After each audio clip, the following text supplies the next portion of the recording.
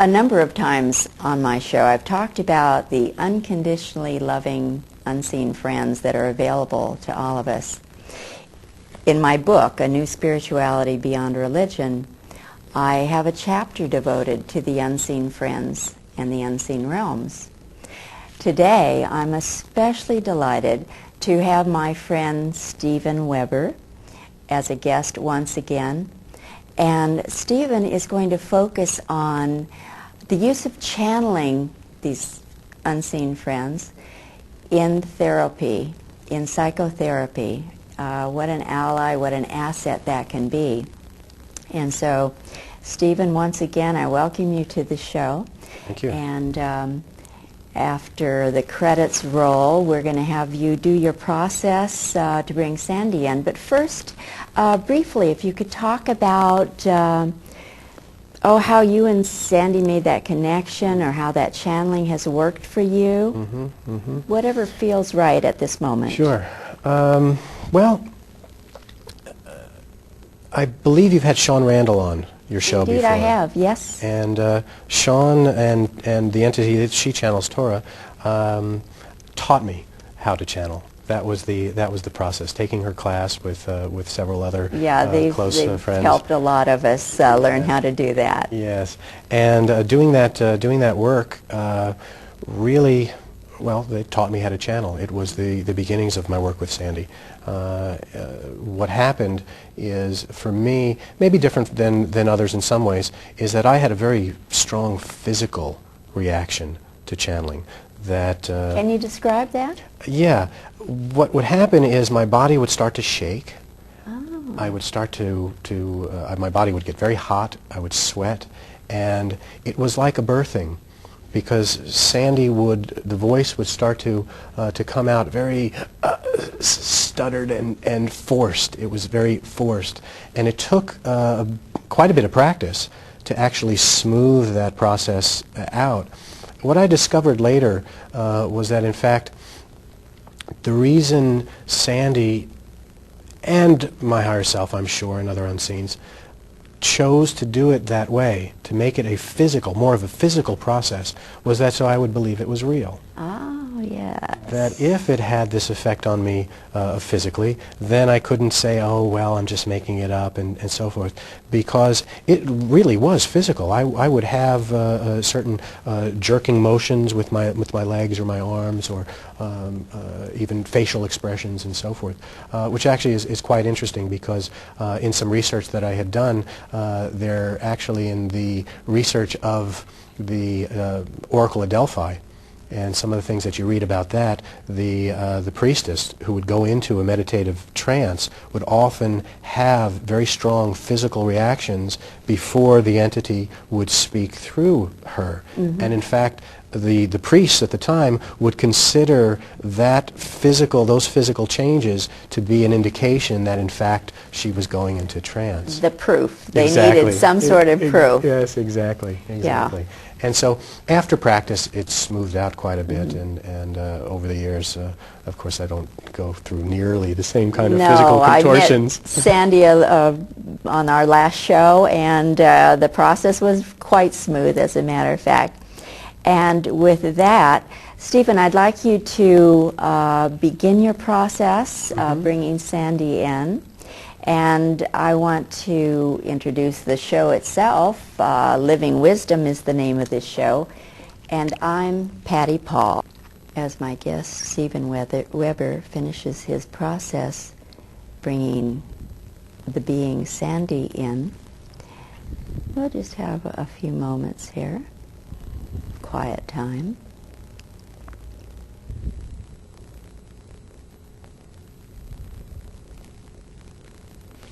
Ah, yes, well. Well.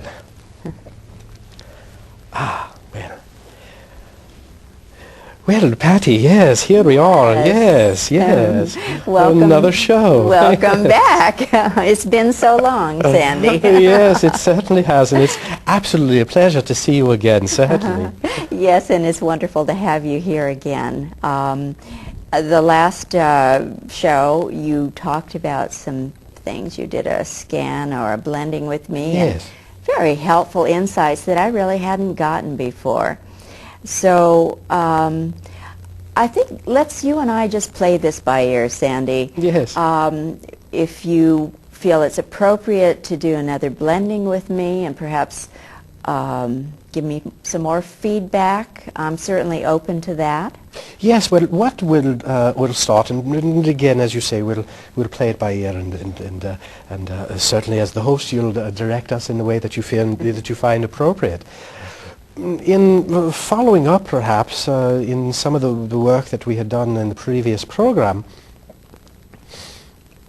you had mentioned something which was really quite important, and that is that intellectually you found that you could have discovered the information that we brought to you in that way. That perhaps in your own process you might have been able to work with that and discover that on an intellectual level.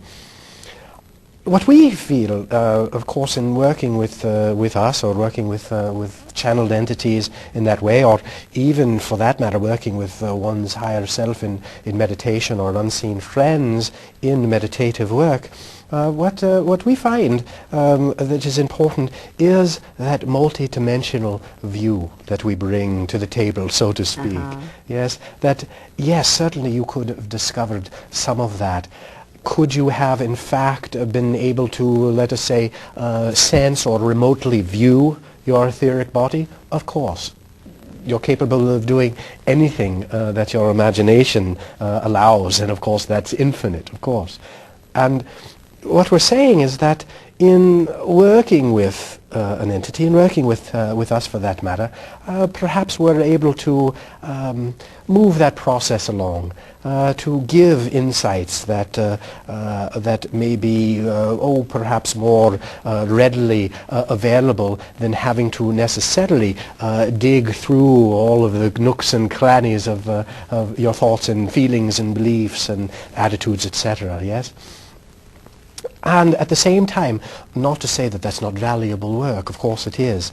There is a benefit to sometimes having information placed in front of you, given to you, discussed with you, having access to in a quicker way, yes? In another way, rather than digging through. So yes, you could have found that information intellectually, and yet perhaps we were feeling that you've come away from even that short blending with us with a kernel, with a piece. Absolutely. Yes. Yes, with your help, I was able to get to that piece that I hadn't really looked at in a most elegant and easy way. When I do my process, often I crash into walls, and then I, theoretically speaking, and then I go home and say, okay, Patty, why did I create that? And that is another way to do it on my own, but it usually, or often I should say, requires making some sort of mistake, and then I learn from the mistake. Yes. So that's what I meant when I said I could have learned it on my own, but it would not have been as elegant and easy. Yes, and we would also add to that, in fact, the self-judgment. Yes, that goes along. We've described hitting a wall. Yes, oftentimes that wall for you, dear one. Yes, and for many, but we're now just specifically for you in this case. Please do. Yes, is that self-judgment. The self-judgment over, yes, in terms of, well, as we spoke earlier, that bit of responsibility that you feel you carry for others. Well, actually, in fact, there's another piece to that that we'll put out there, if that's quite all right. Please do. I'm quite open to this, Sandy. It has to do with the nobility of that. Yes, the nobility of carrying the torch, the nobility of being out front where few seem to tread, yes, in that way, within your circle. Yes. Within your circle. Yes. Now, there's quite there's a flip side.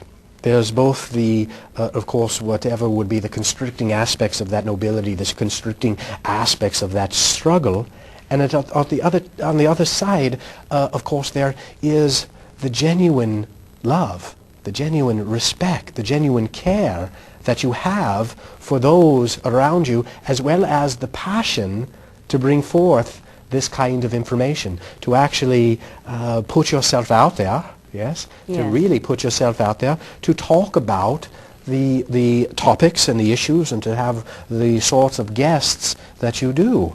In fact, there's something quite remarkable about that, and quite admirable, and quite really, when it comes down to it, quite a loving act to carry that for those that feel that they're not able to, that they're for various reasons not in a position, or perhaps their own issues prevent them from doing so. But in that way, there is quite a positive aspect to what you're doing. And there's that struggle and that nobility. Yeah. I don't mind if you go into that struggle and that nobility, because for me, my life is an open book. It is my path of learning, and I want to change and grow. And I find it very helpful to get this kind of feedback on parts that need to be changed so that I can grow, that I may not have picked up on my own. Yes. So this nobility, if you don't mind going into that, I don't mind. Yes. Well, just one moment. We'll do a bit of a short work with you, yes? Yes. Yes, if we may.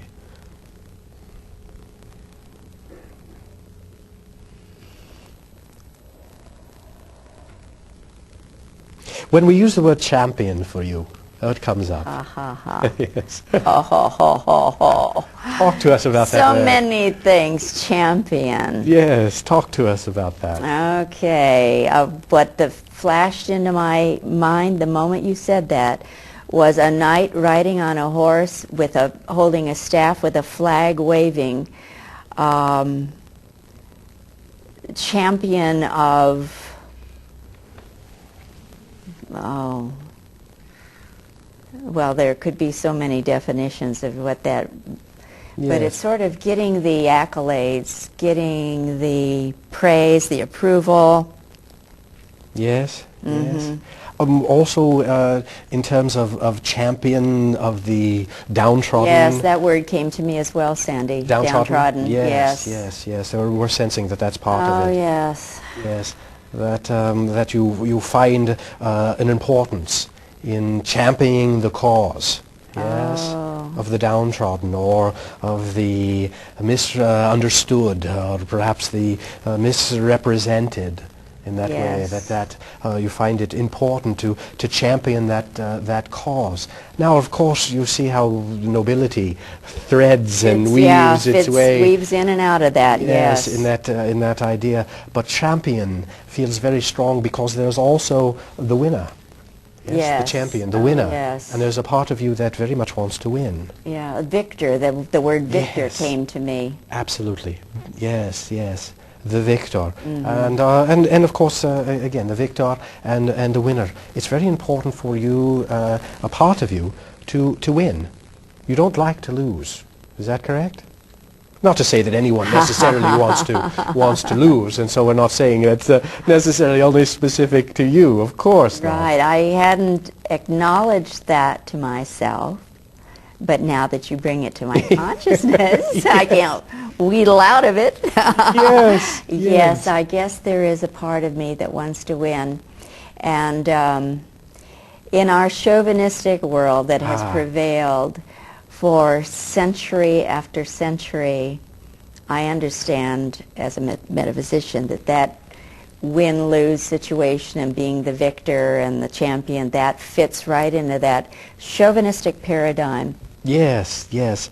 And quite interesting in the way the dynamic works for you, in that you're very aware of the chauvinistic paradigm, as you've said, very aware of the damage that's done within that paradigm, and when one holds those beliefs and within society and within your world, in terms of the effects of that energy, and yet there is this desire to champion, to win, to be the victor, which in its own way has a chauvinistic energy to Yes, it. it reinforces that whole Yes.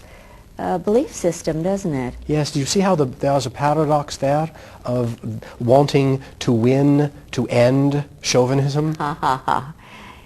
Yes, it's Yes. catch-22. Yes, it certainly is in that way. Well, Sandi, can you give me suggestions on what I might do on my own, off camera, of course, to shift this and heal this and release it? Yes, well, what we would suggest, first of all, is there is a self, there is a part of you, there is one aspect, an image of that victor, of that champion, of that winner. And we would suggest, certainly, in your meditative place, to go in and to begin to dialogue with them, to speak to them, to call them in. So, for example, you're familiar with meditation, of course, and going into your safe place is one way in which you can do that, where the individual, when a person goes into a place and closes their eyes and imagines they're in preferably a place in nature, and they imagine that safe place, and to utilize all their senses and to work with their senses.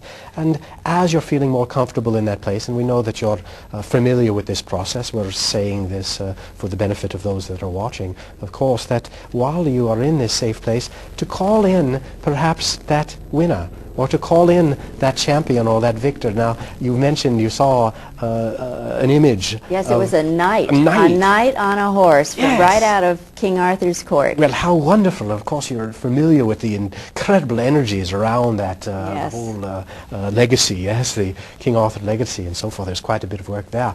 However, we would call in that image. And perhaps, for example, let's say you're sitting on the beach in your safe place, and you look down a ways, and you see this knight in shining armor with the flag and the staff, just with a beautiful horse, just galloping down the beach towards you. Yes, and to imagine that, and they pull up in front of you, and they dismount from the horse, and they step up to you, and they say to you, you could imagine, for example, they would say to you, "Ah, yes, well, we are the champion, and we understand that you want to speak with us. What is it that you wish to say? And we are here, and we're here for you. Let's talk." And they will sit down there, and you'll begin to talk to them about what their role is. What is their role? There is a role for a champion in your life and in one's life. There is a role for a champion. There is a role for one who sees themselves as the victor in that way. There is a role for one who takes on some of the responsibilities to work for those that are unable to perhaps do it on their own. You see? What is that role? Well, that role, there's, well, certainly we would say that one of the most magnificent examples in your world, of course, is the work of Mother Teresa. Oh, Mother Teresa. Yes, in that way. If you look in that way in terms of her work and coming from a place of true love, Yes. to work with those that were unable to represent those that were unable to speak for themselves, Yes. that were caught up in their reality, regardless of the nature of that and how it was created, whether they created to themselves, etc., etc. The point being is, she was a champion for their cause in quite a remarkable and incredible way, the impact that she had on your world. Yes. Of course, over the many years, I was well aware of the wonderful things that Mother Teresa did, not knowing anything about her other than what I was reading. I didn't know if there was some martyr thing going on with her, because I certainly understand how that can discolor, so to speak, the motivation. But Well, the issue of martyr in that sense, certainly many of you in your world carry that aspect, and that is a part of you that needs to be embraced rather than denied in that way, to work with that rather than to pretend that it's not there. In fact, is to recognize that that you're capable of going quite deeply into that energy. But what we're saying is that that for you, dear one, there is a part of you that relishes that that image of the champion, and that can gain quite a lot from it. Now, you may want to explore that energy a bit, as we've said. You may want to talk to that knight in shining armor and see what they have to say, and that would be a good starting point for you. Again, not to judge it, not to look at that energy of victor and champion and so forth as being something that is undesirable. Because there's a part of you that, well, may want to put a bit of a color on that, wants to judge that a bit. I think I did that immediately when that word champion came. When you mentioned that word, I just did a immediate little silent judgment on it. But yeah, I understand what you're saying, Sandy, and yes, I will follow your suggestions here and find out what that champion has to say and feel about his role. I sense it definitely as a masculine. Yes, yes. Well, they have quite a bit to say to you. They're anxious. They're anxious to talk to you. They're quite excited in that way as well, because there's a bit of a drag. Yes, in terms of there may be something that's being dragged. For example, if you were to think of, again, we're speaking of a medieval image. Yes. That there's almost this medieval ball and chain, yes, that they're carrying, that they want to find the key. They would like to unlock it. They would like you to find the key to help them unlock that ball and chain that they carry. Okay. Yes, and you might discover what that is by your conversation with them. Okay. Yes. Yes, just even as you and I are talking here, I just have this strong mental picture of this knight that I described to you, with on the horse and the banner waving and champion just right out of King Arthur's tales. Yes. Yeah. Are you able to imagine what the insignia, what they're wearing? Are you able to see that?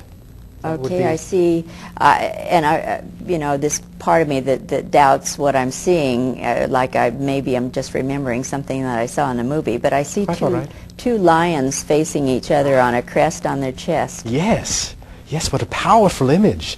What a powerful image. And perhaps maybe what you would want to do is, if you're apt at drawing, you may want to draw that, or you may want to look in some picture books or whatnot, and to carry that with you.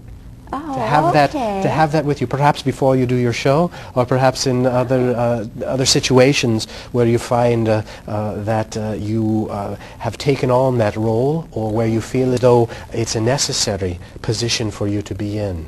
You see, and in your life, we are sensing that there are other instances where you find it necessary to be the, well, excuse us, to be the voice for the others. Yes, I guess that is true. I hadn't really looked at it consciously in that way. Yes, and we want to add another piece for you, yes, dear please. one. Yes, the lions, the courage to do what you're doing. Oh. Yes, the courage. Yes. Yes, a very important aspect. Very important aspect. I'm very excited about this, because this really is new stuff that I hadn't been aware of, hadn't looked at, and it gives me things to do when I go home today. Wonderful. Yeah, wonderful. I do. It's exciting. I just got the cue that we have about 3 minutes. Yes. But that's plenty of time to talk about this. The momentary judgment that just flashed to me when you and I first started talking, and you mentioned the champion energy here. Yes. I had that judgment like, well, that is not appropriate for me. That's not good. That's chauvinistic. Chauvinistic, yes. but I sense what you're getting at here is that there is light energy here. There is, I can draw upon the beautiful part of that. The courage. Courage comes to mind here. Yes, yes, and as we've said, there's a tremendous amount of courage that is a part of that energy of the champion. Yes, if one was to think even of the athletes in your world, think of the Olympic athletes in that way. They are the champions to a certain. They are the champions of their particular sport in that way. Yeah. They're recognized as being the champions of that sport. A very different image, of course, than the knight in shining armor. And at the same time, for those that look up to them in excelling in their particular sport and in the way in which they view themselves, they are the champion. And it takes there is a tremendous amount of courage that's involved in being the best that they can be at that particular event. Oh yes, I'm just really understanding a bit more now that when I shift, personally speaking for myself, when I shift the idea of that to be a champion you have to beat somebody else and get that out of the way and just bring forth that courage and that positive part of that, there's a lot of power there. I'm feeling it already. Yes. Anyway, Sandi, I want to extend an invitation for in the future to have you and Stephen come back because I've loved this so much and it's been a joy interacting with you. Wonderful, and likewise for us. And we'll take you up on it. Yes, indeed. And I want to thank the audience for watching and giving their attention to this show, which is Living Wisdom. And this is Patty Paul saying goodbye until the next time.